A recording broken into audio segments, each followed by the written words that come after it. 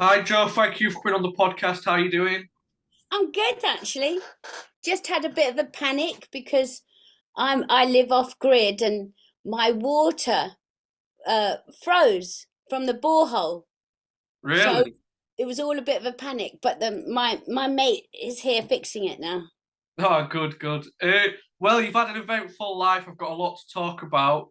Okay. Um, but I just want to start off with your childhood and what you was like growing up. Yeah. Well, I was very shy actually as a kid, and my dad was a architectural model maker, and my mum was from South Africa. She's was mixed race from South Africa, and she came to England when she was 17. Met my dad, and that part's history, and had me. And so I was quite quiet and very introvert, really. And then when I was 14, I saw this magazine with Twiggy in it, and I thought, I want to be just like her. And from then onwards, I was obsessed with being a model. So my mum sent me to do a modeling course in London. When I was 14, I used to go out on the train by myself, go and learn how to walk the catwalk and all that, learn how to do makeup. And then at 16, I left school. I was at a convent and I left school at 16. And the nun said, "You'll never become anything." Yeah, I thought I'll show them.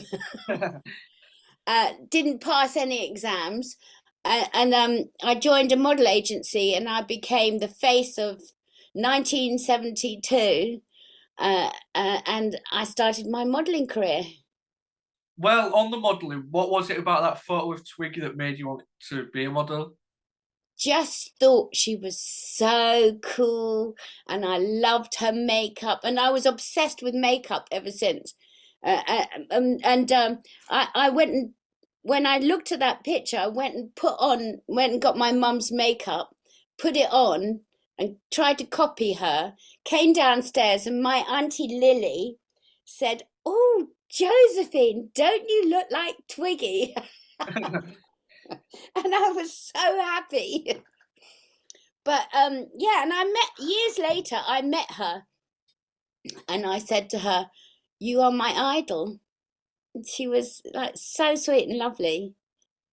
Yeah. What were your family and friends shocked when you became a model because of how shy you were growing up? Yes, I think so. Because I suppose all that time I was at school, I was very quiet. I really didn't like lessons. I used to think, why do I need this lesson and that lesson? I just knew that I would learn more when I left school. And because I was so shy, when I did become a model, I think I went back to school and I don't know why. And I saw the nuns and they didn't talk to me. Really? They were horrified. Your Yeah. modelling career became quite successful pretty quickly. Like you said, you were the face of 72. Was that a proud moment for you? Yeah, absolutely proud. And my dad was then very proud of me because he thought that modeling was another name for prostitution. And so he became very proud. And then I just started doing things. I went to Paris, I went to Mexico, I just did all that. But then I met my first husband when I was 17 and a half. And I got married at 18. And then at 19, I started again.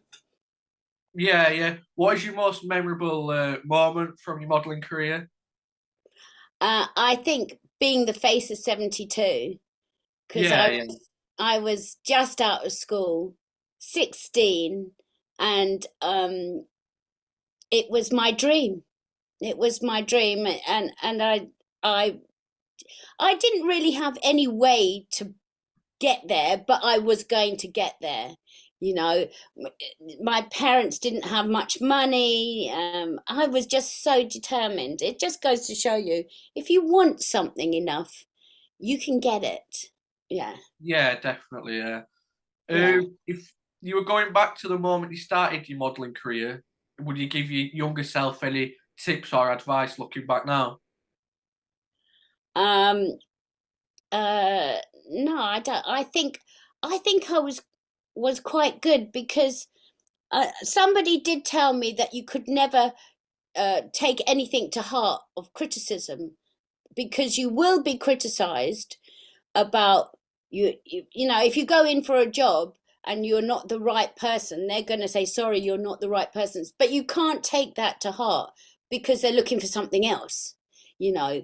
I remember them saying, no, you're too short, no, you're too young, no, you're this, no, you're that. So you can't take it to heart. You just have to realize that wasn't for you, that job. Yeah. Yeah, definitely. It must be pretty bittersweet, like for your self confidence when you don't get a job, but then you do eventually get one. Yeah, yeah, you know, and they're quite brutal. Well, then they were. I don't know what they're like now, but they were quite brutal. They didn't, you know, if you weren't right, you weren't right. But and you couldn't just get upset about it. I think your mates there at the oh no, he's gone. Uh, oh, that must be Matt, the plumber. Alright. Okay, thanks, Matt. So your life changed again when you were 22 and you met Rolling Stones legend Ronnie Wood. Um, Yeah. what was your first impressions of him when you first met him? Um, well, I met him at a party that I didn't really want to go to, but because my friends had got married and they were having like a party, I knew I had to go. It was Richard and his Spanish wife, Helena. And so I thought, oh, I better go to this party. I'm going to know everybody there. And I walked in and I didn't know hardly anybody there. It was amazing. And I saw Bill Wyman. And then this guy came up to me with black spiky hair and he said, do you know who I am? And then he showed me the album cover of Black and Blue and pointed himself out. I thought this guy, this guy needs a lesson to be taught to him. So he said to me, "What do you do?" And I was modelling, and I said, "I work in Woolworths." And he said, "You do? What, are you manageress?" I said, "No, I work on the broken biscuit counter." Because back in the day there, they used to take all the broken biscuits and you could shovel a big bag of them for next to nothing. And so he said, "You work on the broken biscuit counter?" I said, "Yeah, main branch in Oxford Street." And the next day he went there and sat outside the staff entrance with his chauffeur waiting for me to come out. Of course, I never even been in there, and that was the beginning. Yeah, were you a fan of the Rolling Stones or the Faces before you met him? Loved the Faces. Like my brother was a big Faces fan, so he turned me on to that song Maggie May, Yeah. and I just thought that they were great. Yeah, What, but what, I never really bothered with the Rolling Stones. I once was with my first husband, and I was pregnant, and we went to this nightclub called Tramp, and Peter said, "Look over there, there's Keith Richards." I said, "Who?" He said, "There's Keith Richards," and there was Keith, absolutely out of his brain, sitting in at a table in Tramps. I went, "Oh my God," and I couldn't stop staring at him. Little did I know I'd be really good friends with him years later. yeah, you were very close with Keith, weren't you? Did he live with you for a bit, didn't he, like, Yeah, throughout I love the years? Keith. I love Keith. I saw him just before Christmas, and they were in town. So whenever they are in town, I always go and see because his wife is a good friend of mine. Yeah, I saw a video on YouTube of the Rolling Stones at Hyde Park, and you were in the crowd. Do you go see them as much as you can when you can? Was I in the, yes, I was in the crowd. Yeah. Yeah, yeah. I go and see them because I want to be there when my grandkids see their granddad, Yeah, exactly. Yeah, yeah, because he is a brilliant guitarist. He's a yeah, great musician. That's one thing that I used to really admire. He could listen to a song and then pick up the guitar and play it instantly. And I just used to think that was brilliant. yeah. Yeah, he has that mind for. And then when we were living in Los Angeles, it was Christmas, and I was talking with Bobby Keys, was a saxophone player. And I said to Bobby, "What shall I get Ronnie for Christmas? Something unusual." And I said, "Why don't I get him a saxophone?" And he said, "Yeah, Joe, but it took me 9 years to learn to play the saxophone." So I said, "All right, well, let's get, will you help me get one?" So he found me this great saxophone that used to belong to Plaz Johnson, who played the theme of Pink Panther on it. Da da, da da, da da, da. And so I gave it to him on Christmas. He picked that thing up and he didn't stop playing it for a month. And after a month, he played on his first track. Yeah. I thought that How was he picked you up that genius. quick. Yeah. Yeah. Took Bobby 9 years to learn it. What did he play the other instruments around the house then? Oh, yeah, he could play keyboard. He could play bass. Well, he started off on bass. He could play anything. You give him anything, he could play it. Harmonica, just could play it. It was easy for him. It still is. Yeah. When Find that I find that fascinating that I can't play anything and he can play everything. yeah, it's crazy that. When you first met him, you said you wasn't bothered for going to the party. Do you kind of think of it as fate that you did go and he was there in a way? Yeah, must be. You never know what fate has planned for you. So yeah, we started dating after that, and then we he took me to Paris, and where the Stones are doing Some Girls album, You were and in I the went, studio at that time with the one, wasn't you? Was you in the huh? studio at that time?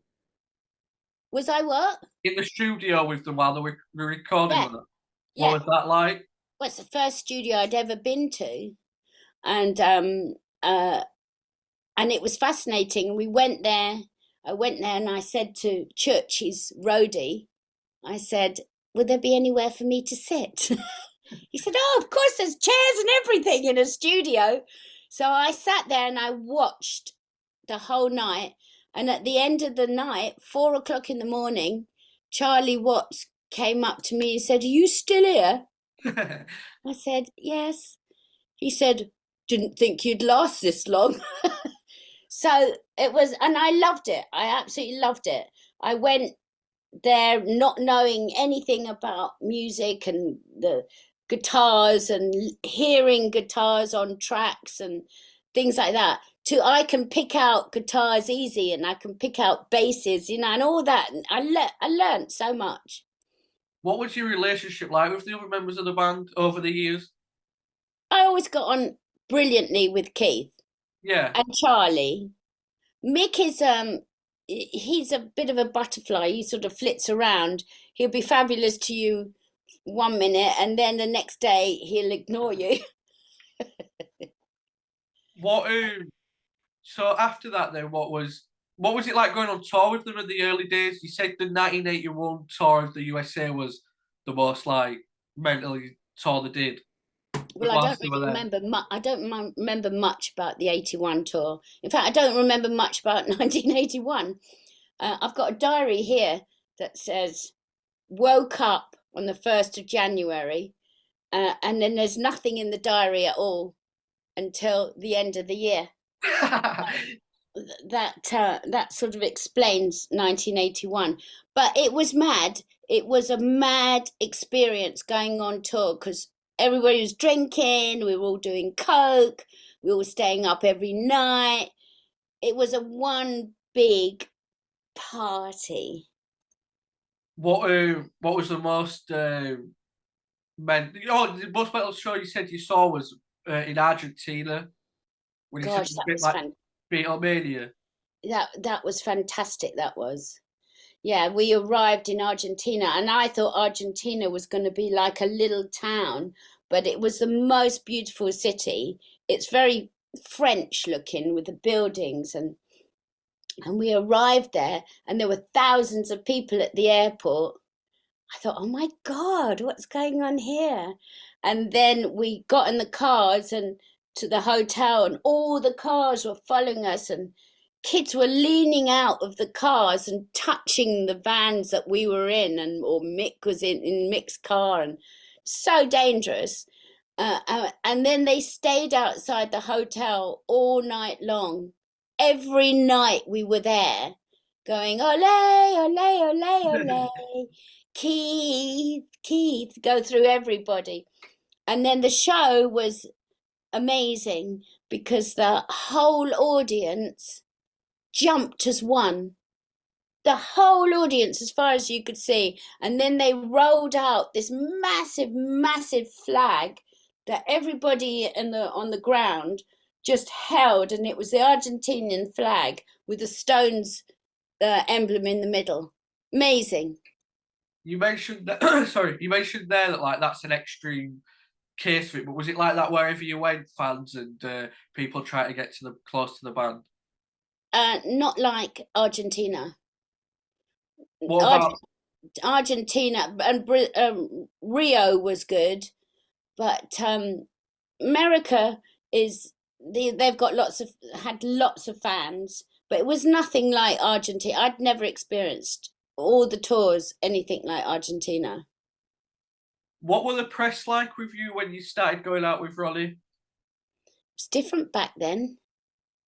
They didn't. There was no social media. There was no cameras on phones. That we were left to be free, really. You Yeah, know, they would do a picture if we went to some big event. Um, but we were free because they didn't follow us around like they do now. They yeah, follow yeah. they follow celebrities everywhere. It's terrible. But we didn't have that problem then. We could stay up all night on tour, and Keith had this thing where we'd stay up all night, party in the room, drinking Jack Daniels, and then the sun would come up and he'd say, "Right, let's all go for a walk." I think, oh no, I can't bear it going outside. And we used to walk along the streets, absolutely looking horrendous, I should think. And people would be walking to work. Nobody had a camera, did they? They'd been a big story like that, really, wasn't it? Yeah, but What it was fun. was there a lot of like dodgy characters around and hangers on it throughout the years? Oh yeah, you always got the hangers on, but you know, Keith was very he he could spot them a mile off, Yeah. and he would get his flick knife out, put it under their chin. Well, one thing I want to talk about actually is he pulled a gun out on Kathy Smith, which you mentioned in your autobiography, who went on to give John Belushi that fatal dose of Yeah, heroin and cocaine. I think so. I mean, Um, John was mad as a hatter, so he was the sort of guy that would be go to the extreme. He was great. I loved John. what did you think of her at the time though, when she was hanging around the band? I know she stayed at our house. Yeah, yeah, Uh, creepy. she was all right. She was just the girl that brought up the coke. Yeah, is that all you thought of her as? Yeah. So um, and then she latched on to John Belushi. I have no idea what she's doing now. I think she's dead now. Is she? I think so. Um, Oh, what was the big? Is there any big parties you can remember with all the celebrities throughout the years? Like the biggest one? I can't remember. We used to go to so many parties.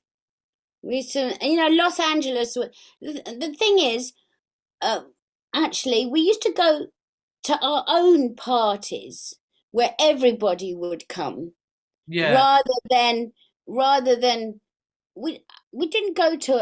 Let me see. Did we go to?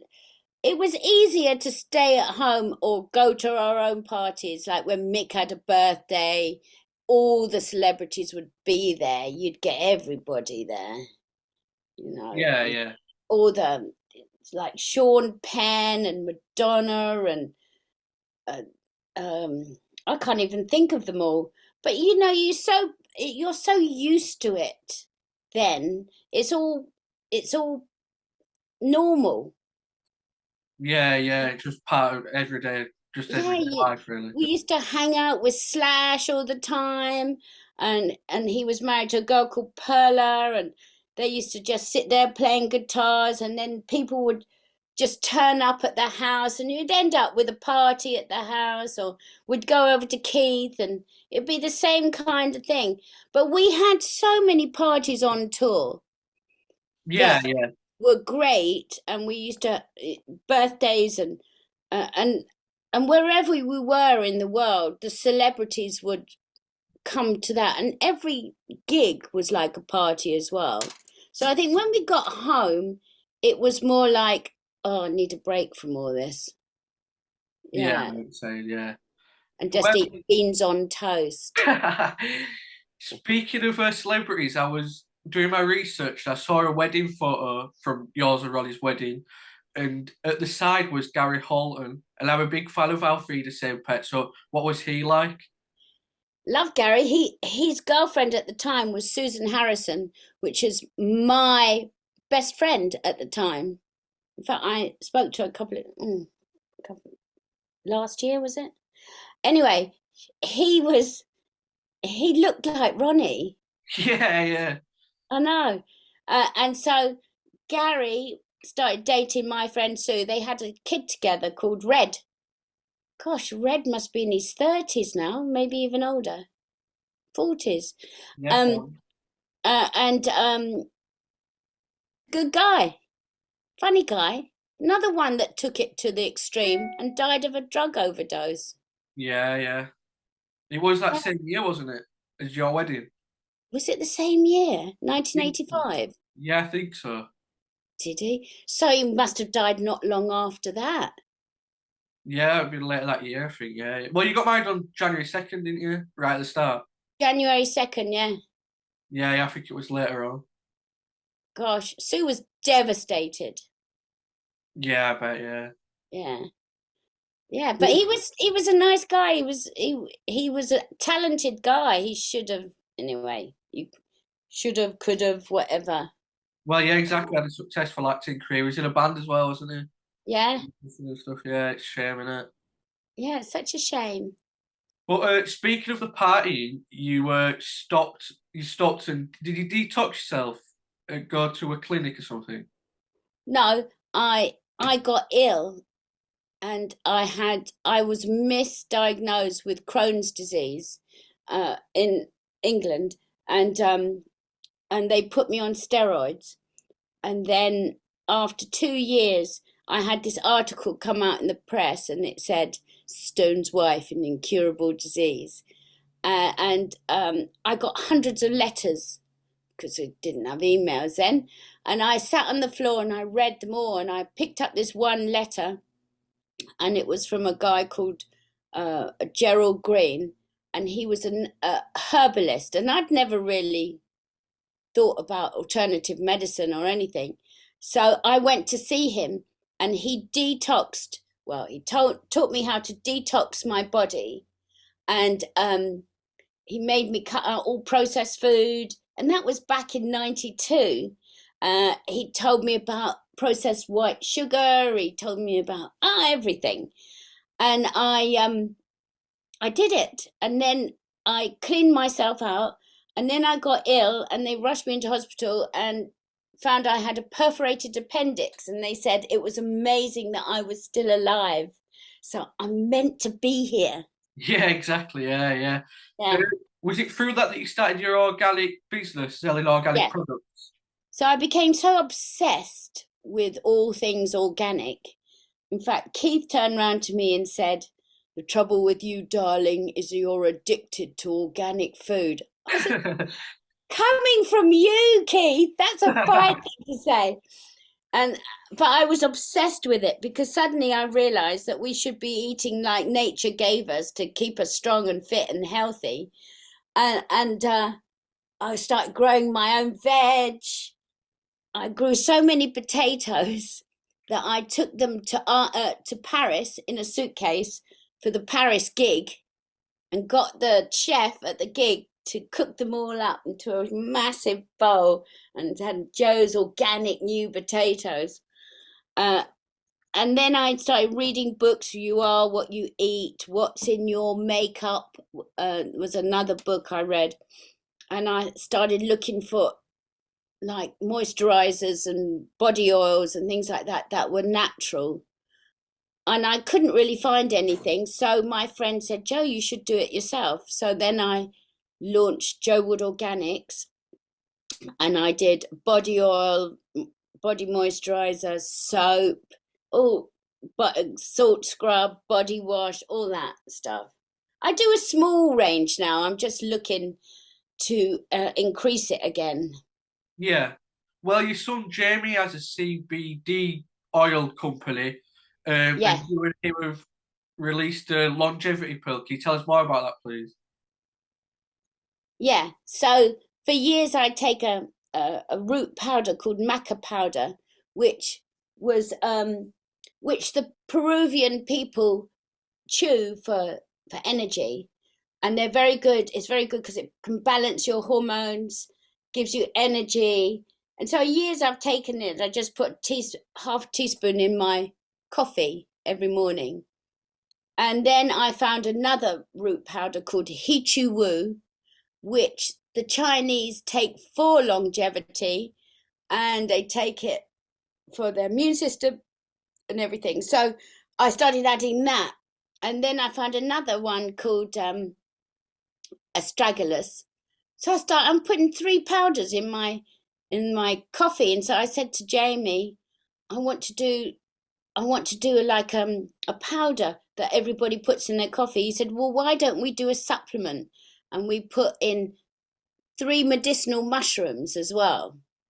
So we put in lion's mane, which is great for the brain, turkey tail, which is great for anti-cancer, and reishi mushroom, which is great for the immune system. So all those things are in the pills. He makes them in his lab, and we call it longevity, and yeah, it's great. I mean, I feel great on the powders, and I just want to share it with everybody, because I think I believe in them. Yeah, yeah. Does Yeah, it help it like not just physically but mentally as well? yeah. So Jamie does the CBD oil. He does the CBD vapes. He makes just plain mushroom reishi or lion's mane mushroom pills. So it was like obvious to do it with him. Yeah. Yeah. And I can just sort of moan and groan and say, "Hey, no, this is wrong. That's wrong. No, let's do it like this."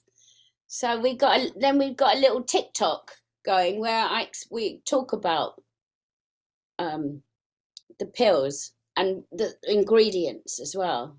What's the TikTok called for anybody listening who wants to check it out? It's called, I think it's Joe Wood Organics. All right, yeah. Yeah. And so I sit there with my son, and he tells me all these stories, and he's quite funny. He told me that they found a frozen man that died thousands of years ago, and up in the ice mountain somewhere. And when they took him out, they found he had a little leather pouch, and in that leather pouch was a reishi mushroom. So Really? taking them back then. We kind Oh, of lost that, didn't we? So yeah, yeah.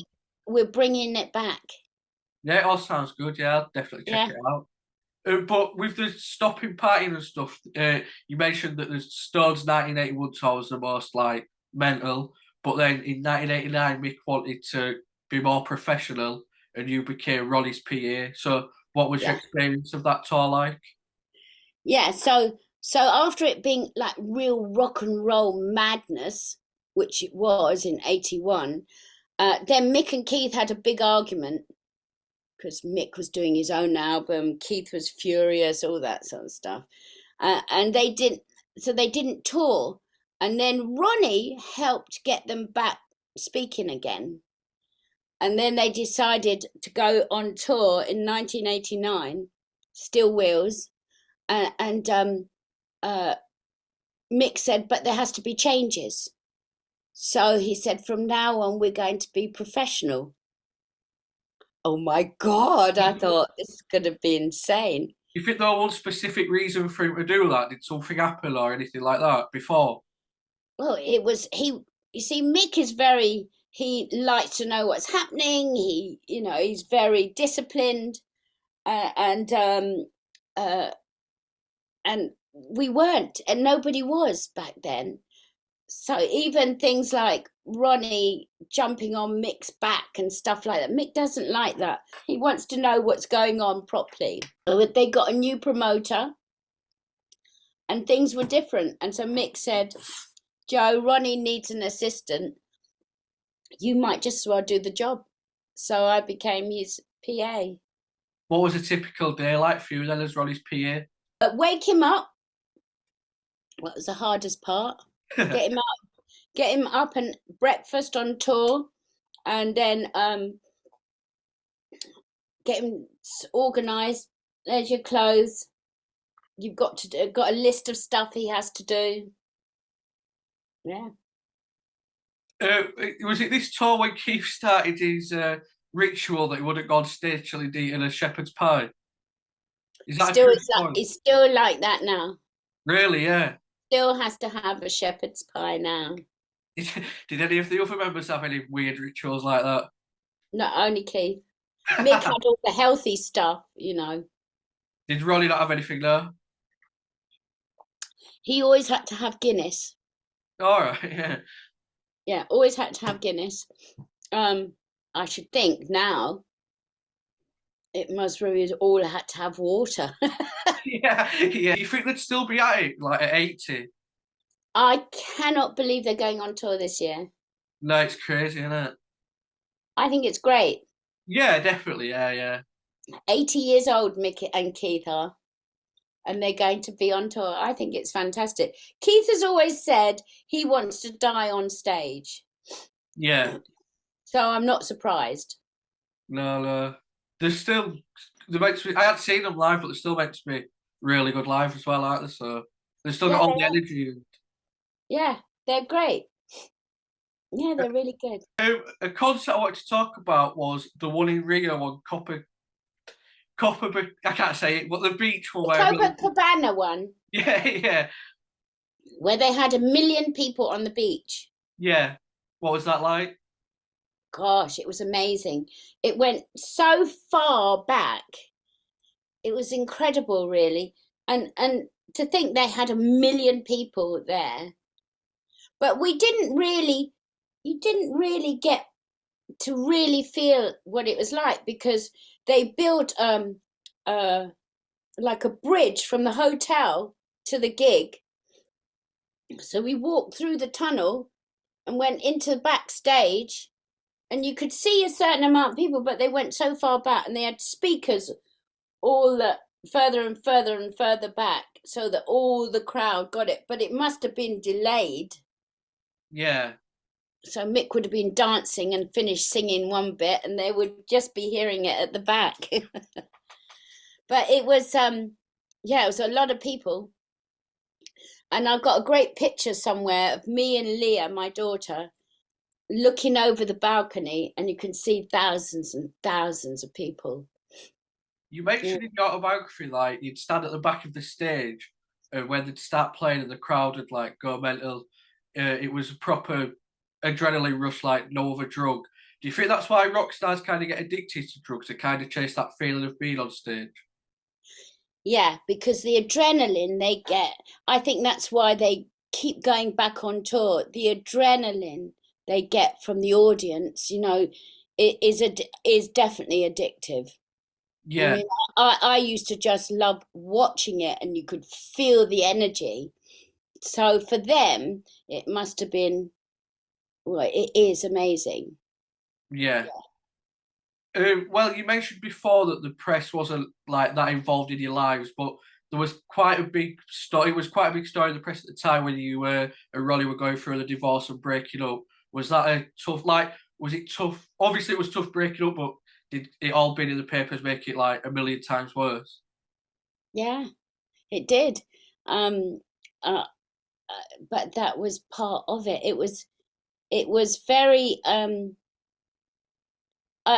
I mean, they were camped outside my front gate, and me and my daughter jumped in the car, and I drove really fast to get, and they followed me, and I slipped off a motorway and went back onto the motorway to lose them. Yeah, it was, and I went down, stayed with my sister, hid out at my sister's until it all calmed down.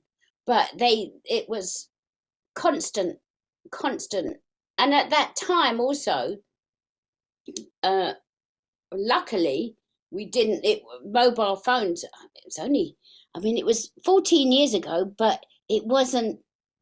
Yeah, it Mobile wasn't phones like now. weren't that Yeah. like they are now. Isn't it incredible how fast they've come along? So, but yeah, it was tough. That was, it was really tough because didn't expect it. Our daughter had just got married, and um, and then off he was off shagging the 19-year-old. I didn't ever think he would do that to me, but you never know, do you? He was drinking so much at that time and doing lots of drugs. So you just we're good friends now. Oh yeah, yeah. Good, good, good. Yeah, we're good friends. I forgave him, and we've got children and grandchildren together. So What's like a family? Do you see each other at family events and stuff like that? Family dues?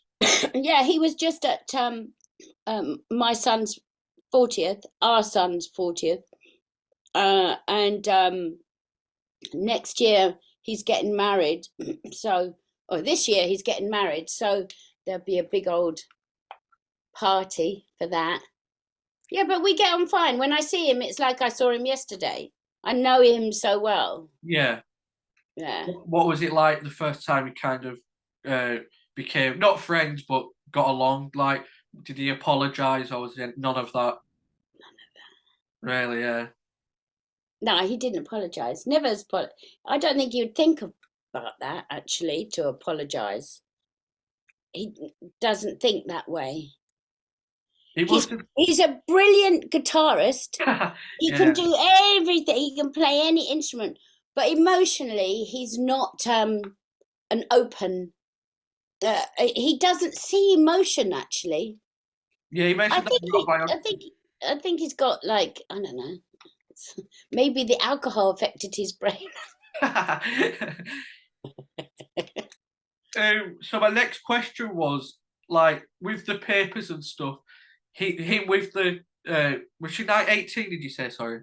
19. 19. Well, that was all over the papers as well. So, was you reading that, or was it all like just you shut yourself completely off from the world? When I went down to my brother first. Then I went home and I shut myself off there. Then I went home for a bit. Then me and Leah escaped to my sister's, and I just hid out. I didn't want to read the paper. I didn't want to see anything that was going on. Uh, but I might have read. Actually, I did read the papers. At first, I read the papers, and then when it got just too much, I didn't want to see it anymore. Yeah, yeah. Well, of what you say, sorry. Huh? I thought you were saying something. Sorry. So, like, obviously, you had good times with Ronnie. You had children that you adore and grandchildren from that relationship. But do you think dating a rock star and marrying a rock star kind of always kind of ends in disaster in a way? No, I don't. I've got, look at Patty and Keith. Yeah, He's been with Keith now just a bit longer, let me see, 40 years. Um, and who else has been, what's his name from the Bee Gees has been with his wife forever. And Charlie and Shirley were together all that time. So that you can do it. You need to be have a very strong relationship. And I think alcohol and drugs doesn't help keep it like that. yeah, that's what I mean. Especially Like, if one of them is one. You see, after I got ill and then got better, suddenly I didn't want to get messed up anymore, like every day. Come on. I used to say to Ronnie, come on, let's just have fun at the weekend, Friday and Saturday night. Not every day, but no, yeah, he wanted to get up, have breakfast, and have his first Guinness. I mean, he's good now. He yeah, yeah. doesn't drink or smoke or do any drugs anymore. And I hoped that was going to be he was going to be like that with me, but it wasn't. It wasn't meant to be. What I'm saying with the like kind of do from the start with Mick's been with his wife for 40 years, like say, but Keith, sorry, Mick was it? Did you say? Oh, Keith, yeah. yeah. But with some rock stars, like when they're going on tour and stuff, do you think they're faithful? Do you know what I mean? All them years, maybe Keith was, but I'm on about others. Charlie definitely was. Yeah, Um, uh, depends. I mean, I went on tour with Ronnie all the time. He was good because he wanted me on tour, yeah, and he didn't get a chance to do anything. But but um, but it's the alcohol and the drugs that make it hard work yeah, exactly, yeah, yeah. because it takes you off onto madness. A question I wanted to ask was, if there was a biopic of the Stones, who would you want to play you? Um, Let me see. Kate Hudson. Yeah, yeah, She'd be good as me. yeah. And That I would be know her. She could ask me all the questions. In the 80s, you starred in a film. Did you ever want to have a full-time acting career, or was it just like a one-off? Uh, oh, I wouldn't mind. I wouldn't. I would have liked to have gone into movies and do movies after, but it didn't work out that way. I'd have loved to have done. You see, I did that movie because because I thought to myself, if I don't do it, I'll always regret not doing it. And Yeah, I'd rather do it than not do it. And I loved it. It was great because Graham Chapman got me that part from Monty Python's. yeah, yeah. Yeah. So I'm glad I did it, and I wished I could do another one, but obviously, maybe I'm getting on a bit now. You've done a lot since the split. Since you split with Ronnie. Did you do a pilgrimage somewhere in India? Was it? Yeah, I did a pilgrimage into um Tibet. All right. Yeah, yeah. So I went to see my friend in Los Angeles, Doris, and she said, and she's married to a guy called Ian Lafrene who wrote Alvida Saint Pet. Oh, yeah. Anyway, so I went there and she said, Joe, go and do this um, weekend course with this mystic master called Sadhguru. So I did, and he showed a bit of film about a pilgrimage into Tibet. And so I thought, oh, I'd like to do that. And so I did it. And it was a month in Tibet. We climbed up Mount Kailash, the most spiritual mountain in the world. It was great. It was really great. Uh, but what really took me out of being just Ronnie's wife was when I did Strictly Come Dancing, Yeah. because I did that in 2009, and I did the pilgrimage 2009, but um, that made me that gave Strictly gave me confidence to be myself, and know that I could get out there and do things. Do you think you needed something to take you out of your comfort zone to prove that? Yeah. And I think something like Strictly it gives you confidence when you realize that you can do it. I mean, I can't dance to save my life, but I stayed in 6 weeks. Yeah, yeah. That was good for me. I thought I was going to go out on day one. And then I did MasterChef. What was that like? I loved that. And then I did, in 2018, I did Bear Grylls. I loved that. Was it hard though? But I just loved it so much.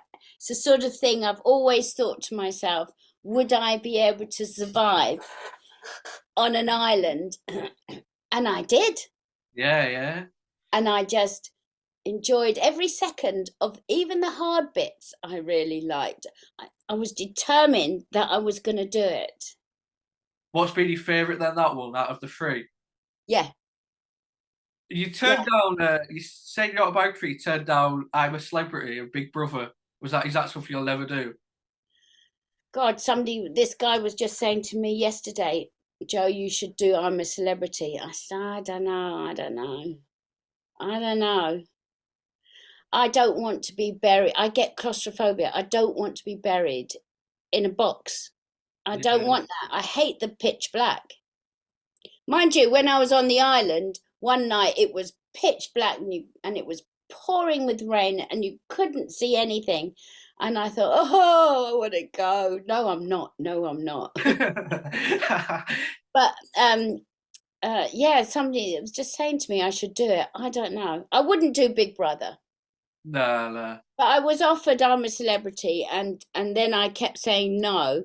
And then I did the island, and then they came back to me and said, "Would I?" Then the agent at the time kept saying, "Do I'm a Celebrity," and then she put me forward, and then they said, "No, she's just done the island, so we won't take her." Really? And I was relieved actually, but that was Yeah, in 2018. I yeah. don't Yeah. know if they'd So take me now. you'd think about it if they offered you. Yeah, but I couldn't go in dark. I just don't know. I just don't know. Maybe I could do it. I don't know. What is it that puts you off about Big Brother, the other people in there? Like, you don't know who you'd be with, kind of thing. Yeah, there must be weird people in there. You have to see them day in and day out. At least on the island, I could go off for a walk Yeah, yeah. and get away from the others. You And we mean, were all surviving, and so we were all doing something like, collecting wood, doing the fire, going to collect limpets, those things that stick onto the rock. We'd get them off with a knife, and then we'd put them on the fire and eat them out the shell. They were disgusting. you know, And then the other thing we found was oysters. Oh, they were divine. it does sound better, I'm a Celebrity than Big Brother, Ella. It sounds more to do it than just sat in an house with other people. Yeah, what are you doing all day? You can't do anything. Just Yeah, argue with people. That's what it is. yeah, exactly. Yeah. Another thing I wanted to talk to you about was you had a podcast about aliens and UFOs. Are you a strong believer in that there's Yeah, something else out there? I love anything to do with that. I'm obsessed with it. Um, I saw a UFO in Brazil with Ronnie, and it was so fantastic. It was just over the sea, and I just stood there and it lifted up, went to the right, and zoomed across the sky. It was fantastic. Were And you? from then onwards, I was obsessed. I was going to say, was you a believer before that, or was that what kind of just confirmed it for you? it confirmed it for me. But me and my brother used to always sit and go, there's got to be something out there. There's got to be something out there. And we always used to talk about that. And then when I saw that UFO, I was like, yeah, I knew it. Was there a guest on your podcast that had like a story, like an unbelievable story about it that you couldn't get your head around? That I interviewed lots of people actually. I interviewed Sean Ryder. He saw a great UFO at 15. Really? I interviewed Robbie Williams. He's seen a few. I was at a party with my friend Fran, and I had just interviewed Sean Ryder, and this guy, the host, was saying, "Yeah, so hi Joe, all that," and I told him I'd just interviewed Sean, and he said, "Oh my God, you've got to stay here. I've got somebody coming here that has a great story." So this guy turned up. I said, "I've got to talk to you," and he came on my podcast, and he went camping with his friends, and there was like 3 girls and 3 guys or something like that, and they were camping in the south of France, and they just pitched their tents. And I shouldn't really tell the story, really should listen to the podcast, but I can't remember his name right now. And he said it was 9 o'clock in the evening. There was this, suddenly they heard this really deep buzzing noise, and a light appeared above the tent. And he said then none of them remember anything at all until the next morning when they were all in the tent. But where they'd put their sleeping bags, you put your sleeping bags with your feet facing the door so you don't walk over your sleeping bags. They'd all been turned around. And he said, and they just packed up their stuff. Nobody said anything to each other. They were all freaked out and they drove off. Jeez. He said it was that they know that something happened and they just can't work out what. I said, you were abducted, obviously. Yeah. Well, when I was writing down the UFO questions and alien questions, I was going to ask if you believe in ghosts. But would you want a most haunted sort of program where they came to your house? Yeah, it's coming out this year. Yeah, I do believe in ghosts. I believe that when you die, we're energy, and you can't kill energy, so we just lose our bodies, but we as spirits are still here. I feel my brother around me all the time because he died a few years ago. But yeah, I do believe in ghosts. Yeah, and something happens in the haunted house program, which was great, and they Yeah, loved I'll it. have to watch it. Yeah, yeah. Yeah, you got to watch it. Yeah, but yeah, it's a kind of weird because we don't know anything really. Now they say that there's lots. We are surrounded by dark matter, and we know dark matter's there because it holds the universe together. That's why the stars all stay. Everything's held together. And the scientists believe it's dark matter. And they said, for all we know, there might be beings that are dark matter that we can't see, hear, or anything. And I said to them, maybe they're the ghosts. You just don't know, do you? No, no. Have you ever had an experience where you've seen one or anything like that? No, but I felt it. Yeah, I've yeah. never seen a ghost, but I felt it. And my mum, she said she'd had often felt ghosts, and she said that if you feel anything weird, you just say, "Go away and leave me alone," and they will. Yeah. So my mum says. Well, we're coming up to the end, and the last question really is, what is the life of Joe Wood looking like for the near future? Gosh, I don't know. I always, I always want to be doing things. Uh, I enjoy my life. I adore my grandkids and my kids, but I always have to be busy. So as long as I'm busy, I'm happy. And Yeah, yeah, so I don't know I would like to change the whole world to be an organic world and for us all to live in peace. That's what I really want. yeah, yeah, And none of all this dramas that we have going on all the time and this fear mongering that we have out there, and these elites and all those WEF and all that stuff. That's so we should be a more equal world. It's like the rich are so rich and the poor are so poor. We've got to get rid of all that. We've got to get rid of those elites. yeah, definitely. I agree. Yeah, Yeah. And all that pushing of the jab and stuff like that, and especially for children. We got to come to our senses, and we got to see what rubbish that they're pushing all the time. And they just want us in fear, live in fear. So I want that all to be gone. yeah, I'm going to fight for our freedom. exactly. Yeah. That's what I'm going to do. That's Good, what good. the future holds for Joe. She's going to fight for everybody's freedom. Is there any social media or your websites that you'd like to promote and tell people about? Yeah, I've got my website, Joe Wood Organics, where I sell the longevity pills and my organic body oil, fragrance, and candles. I've also got another company that does sustainable wallpaper called Jojo and Trixie. You can follow Jojo and Trixie on Instagram. And I've got Joe Wood Official on Instagram. Yeah, so I'm doing stuff that I like to do, things that are don't harm the planet. Yeah, yeah. Yeah.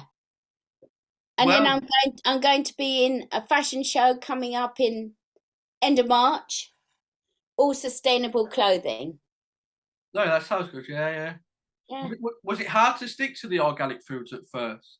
Organic lifestyle, or was it easy for you?